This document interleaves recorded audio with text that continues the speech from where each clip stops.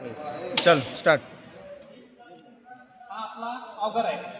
आपण ज्यावेळेस त्याच्यामध्ये टाकतो हा ऑगर पूर्ण खेचत हा तिथं आणतो फिडर चेन पर्यंत. तिथून काय होतं, फिडर चेन आपलं जे मटेरियल आहे ते पूर्ण मटेरियल तुमचं ड्रम सिलेंडर पर्यंत घेऊन जातं. हा पूर्ण तुमचा ड्रम सिलेंडर आहे. ड्रम सिलेंडर मध्ये काय होतं, मटेरियल आहे ना तुमचं जे पीक आहे ना चर्निंग आणि रबिंग होतं. म्हणजे ते पूर्ण त्याला ठोकलं जातं आणि हे केलं जातं. त्याच्यानंतर तुमचं मटेरियल पूर्ण पडतो हा तुमच्या चाळणीवरती, म्हणजे कॉन्केवरनं चाळणीवरती. चाळणीवरती काय होतं, तुमचं चाळणीवरनं मटेरियल पूर्ण चालून जाते पुढं. चाळणीवरनं काय होतं की तुमचं जे वेस्ट मटेरियल आहे ते पूर्ण फॅन थ्रू राहतं बाहेर, आणि जे माल आहे व्यवस्थित ते तुमचे बी बियाणे इथं चाळणीवरनं येते डाळीच्या पोत्यामध्ये. इथं जर समजा फॅन मधून जर दाना बाहेर चालला तर आपले नंबर ऑफ फॅन 1 2 3 4 चार फॅन आहेत. 4 फॅन मधून दाना जर कोणत्या फॅन मधून बाहेर चालला तर पहिला आपण तेच चेक करायचं. दाना जर हा 1 नंबर फॅन मधून चालला तर याला लिव्हर हा दिलेला आहे. त्याच्यानंतर आपण थोडं ऍडजस्ट करून दाना बाहेर जायचं कंट्रोल करू शकतो. त्याच्यानंतर हा 2 नंबर फॅन आहे. 2 नंबर फॅन मधून जर दाना बाहेर चालला तर इथं हा त्या लिव्हरवरनं आपण 2 नंबर फॅन मधून जाणारा दाना बाहेर कंट्रोल करू शकतो. त्याच्यानंतर हा 3 नंबर फॅन आहे आणि हा 4 नंबर फॅन आहे. 3 नंबर फॅन हा तुमचा चाळणीच्या एंड पत्र जो मटेरियल येतो तो पूर्ण क्लिनिंगसाठी हा तुम्हाला 3 नंबरचा फॅन दिलेला आहे. आणि हा 4था नंबरचा फॅन आहे तो महत्वाचा फॅन, जो तुमचा मटेरियल पडतो ते पॉझिटिव हा 4 नंबरचा फॅन दिलेला आहे. इथून तुमचं एक तर पोत्यामध्ये तुम्ही मटेरियल घेऊ शकता किंवा लिव्हर थ्रू तुमचं डायरेक्ट इथंही पोत्यामध्ये येतं, किंवा हा ट्रॉलीमध्ये सुद्धा तुम्ही मटेरियल स्टोअर करू शकता. बरोबर. त्याच्यानंतर जर दाना पडायला लागला, मशीन जर आपली दाना पडायला लागली तर काय करायचं, तिथं ही बारकी पुली आहे मोठी पुली आहे. ऑब्विसली त्यावेळेस हा मोठ्या पुलीवरती बेल्ट असेल, जर दाना पडत असेल तर हा बेल्ट इकडे चेंज करायचा, म्हणजे इकडे बेल्ट घ्यायचा. हा इथं बारकी पुली होती आणि इथं मोठी पुली होती. त्याच्यामुळे काय होतं, तुमचं आरपीएम आहे ना कम होतं. आरपीएम कमी झाल्यामुळे काय होतं माहितीये का, तुमचा दाना फुटायचा प्रॉब्लेम सॉल्व्ह होतो. जर समजा चाळणीवरती जर मटेरियल चोकअप होत असेल तर चाळणीला तुम्ही चोकअप होत असेल तर चाळणीचा स्ट्रोक वाढवण्यासाठी इथं आपण त्याला सेटिंग दिलेलं आहे. इथं हा 28चा कॅप आहे. 28चा याला बोल्ट कॅप पाना बसतो. हा कॅप काढायचा. त्याच्यामध्ये 30चा एक बोल्ट आहे, सॉरी नट आहे. नट लूज करून हा आपण स्ट्रोक ह्याला ऍडजस्ट करू शकतो. ऍडजस्ट केल्यानंतर तुमचा चाळणीचा स्पीड वाढतो. एक तर खाली घ्यायचं किंवा स्ट्रोक वरती घ्यायचं. वरती घेतलं तरी बी स्पीड वाढते, खालती केलं तरी बी त्याची स्पीड वाढते. बरोबर.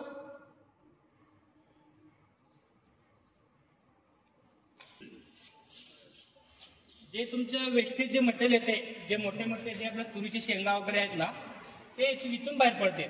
मग त्याला काय करायचं, आपल्याला असं वरती घ्यायचं. वरती घेतल्यानं काय होते, तुमचे शेंगा वगैरे इथं पडून रिटर्न सायकलला जाऊन पुन्हा तुमचं सगळं रिसायकल होते.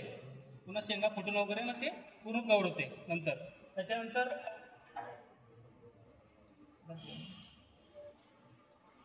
स्टार्ट. आपल्याला समजा जर कॉन्केवचं जर क्लिअरन्स सेटिंग करायचं असेल तर इथं फक्त एक बोर्ड घालून चेक करायचं की आपल्या ब्लेडमध्ये आणि खाली कॉन्केवमध्ये गॅप किती आहे. जर गॅप जास्त असेल तर कमी करण्यासाठी इकडे ड्रम सिलेंडरला हे 2 बोल्ट दिले, हा एक बोल्ट आणि पलीकडे सेम बोल्ट आहे, 2 बोल्ट आहेत. त्याच्यावरती आपण कॉन्केवचं क्लिअरन्स सेट करू शकतो. बरोबर आहे. त्याच्यानंतर तुमचं जर चाळणीवरती जर मटेरियल भरपूर पडायला लागलं, आता समजा जे छोटे पिकं आहेत, ज्वारी, बाजरी, गहू, हे कसं यांना जास्त लोड लागत नाही. चाळणीवरती जर तुमचं मटेरियल भरपूर पडत असेल तर काय करायचं, इथे हा एक लिव्हर दिलेला आहे, इथे त्याला फ्लॅप दिलेला आहे, प्लेट सारखं. इथे फ्लॅप आहे आणि इथे फ्लॅप आहे.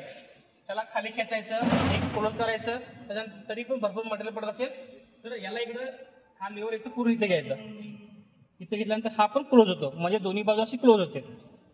क्लोज झाल्यानंतर काय होते की तुमच्या चाळणीवरती मटेरियल भरपूर पडायचं कम होते आणि चाळणी तुमची चोकअपाचं कम होऊन जाते. की आपल्या ब्लेडमध्ये आणि खाली कॉन्केवमध्ये गॅप किती आहे.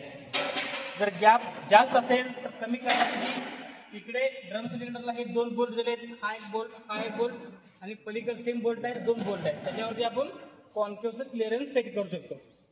बरोबर आहे. त्याच्यानंतर तुमचं जर चाळणीवरती जर मटेरियल भरपूर पडायला लागलं, आता समजा जे छोटे पिकं आहेत, ज्वारी, बाजरी, गहू, हे कसं यांना जास्त लोड लागत नाही. चाळणीवरती जर तुमचं मटेरियल भरपूर पडत असेल तर काय करायचं, इथे हा एक लिव्हर दिलेला आहे, इथे त्याला फ्लॅप दिलेला आहे, प्लेट सारखं. इथे फ्लॅप आहे आणि इथे फ्लॅप आहे. त्याला खाली खेचायचं, एक क्लोज करायचं. त्याच्यानंतर तरी पण भरपूर मटेरियल पडत असेल तर याला इकडं हा लेवर इथं पूर्ण इथे घ्यायचा.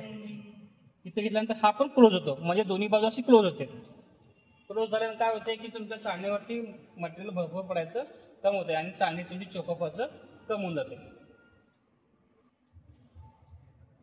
हा आपल्या मशीनला रिटर्न ऑगर दिलेला आहे. रिटर्न ऑगरचं काम काय आहे की ज्यावेळेस जे मटेरियल जे आपलं शेंगा वगैरे त्याच्यामध्ये आलेलं असेल किंवा फॅनद्वारे इकडे काही मटेरियल माल वगैरे आलेला असेल तर हा रिटर्न पूर्ण सायकल पुन्हा ऑगरला जाऊन परत रिटर्न सायकल होते. हा आपण रिटर्न ऑगर दिलेला आहे. त्याच्यामध्ये फक्त रिव्हर्स सायकल होती पुन्हा. त्याच्यानंतर ही चाळणी आहे. चाळणीची लेवल तुम्हाला कधीही थोडं पुढीच पडती लावली पाहिजे. कारण काय होते पूर्ण मटेरियल पडलं की तिथं थांबण्यापेक्षा पूर्ण मटेरियल पुढे सरकलं जाते. पुढे सरकलं की दाणा लगेच चालून तुमच्या सेकंड नंबर चाळणीवरती येऊन पूर्ण पुढे जातो आणि जे स्ट्रॉ आहे जो वेस्टेज मटेरियल ते पूर्ण फॅनद्वारे लगेच बाहेर येतो. त्याच्यामुळे थोडं चाळणीचं लेवल आहे ना पुढून थोडी खाली पडती बाजू लावली पाहिजे.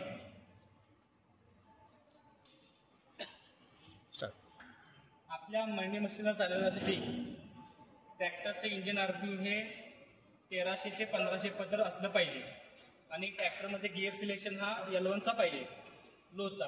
त्याच्यानंतर रेग्युलर 540 आरपीएम पाहिजे. त्याच्यानंतर इंजिनचा आरपीएम हे 1300 ते 1500 पर्यंत पाहिजे.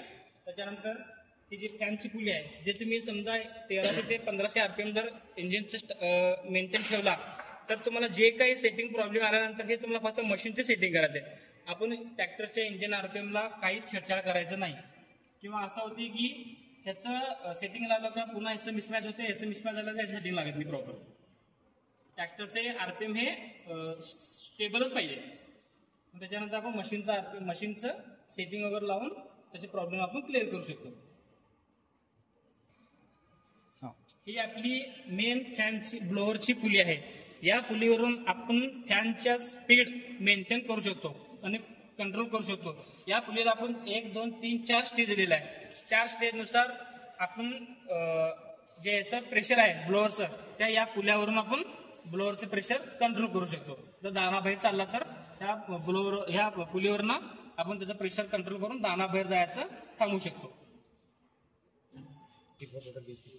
आपल्या या मशीनला टोटल लुब्रिकेशनसाठी ग्रीसचे 45 ग्रीस निप्पल दिलेले आहेत. त्या 45 ग्रीस निप्पलला डेली ग्रीसिंग झालंच पाहिजे. कारण मशीन पूर्ण 1400 ते 1500 आरपीएमला फिरते. त्याच्यामुळं पूर्ण ग्रीस हे जळलं जातं मधलं. त्यासाठी बेरिंगची लाईफ वाढवण्यासाठी डेली मशीनला ग्रीसिंग केलं पाहिजे तर बेरिंगची लाईफ वाढते. अन्यथा बेरिंग हे डॅमेज जाते. पूर्ण दिवस तुमचा मशीन थांबून पूर्ण लॉस होऊ शकतो. त्याच्यामुळं मशीनला ग्रीसिंग ही डेलीच केली पाहिजे.